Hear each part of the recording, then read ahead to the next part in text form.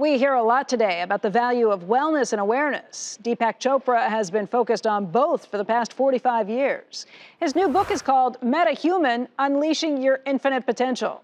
When I spoke with him recently, he had a surprising declaration about the benefits of yoga and meditation.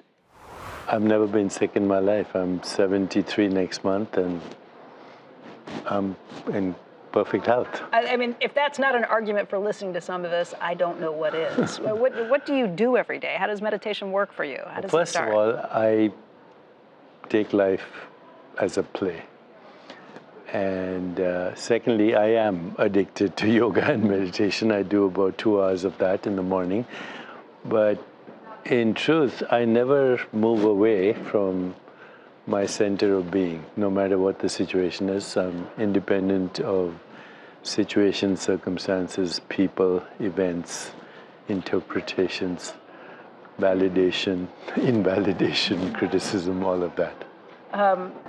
You have studied people for a long time, too, Yes. and you know what it is they want and what they need. What's the number one thing people say if they could change? They want to be happy. Happiness is the goal of all other goals. And today we have a lot of actually good scientific data on what makes people happy. One is their set point, their attitude to life. Do they see life as a problem or as an opportunity? The second is resources, including financial resources that add about 12% to your daily happiness experience. And the third is meaning and purpose. If you have these three components and you're flexible, you're all set.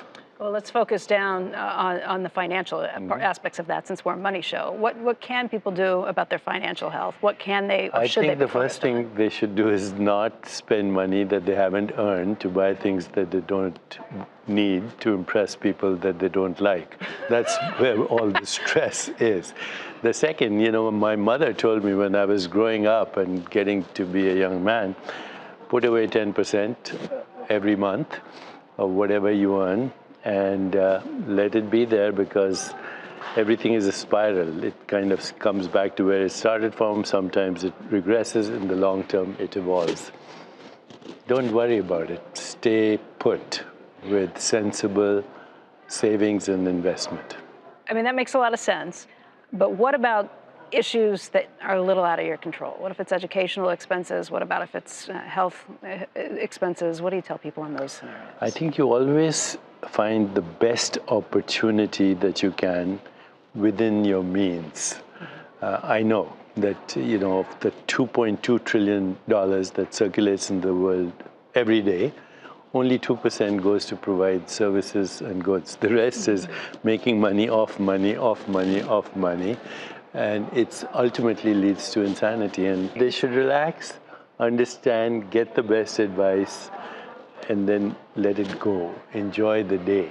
If you're constantly worrying about the future and not present for now, when the future arrives, you won't be present for it. Are people happy in their jobs?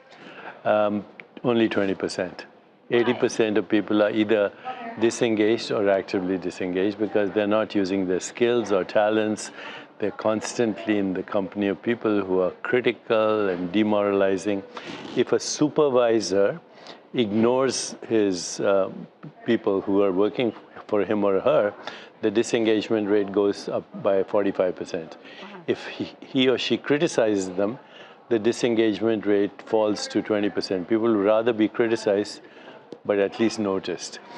But if you show a single acknowledgement for a single strength that your employee has, disengagement falls to less than 1%. This is $300 billion of lost income from disengaged and actively disengaged people. So it's bad managers. That's why we don't like our jobs. Yeah, bad managers. Deepak, thank you.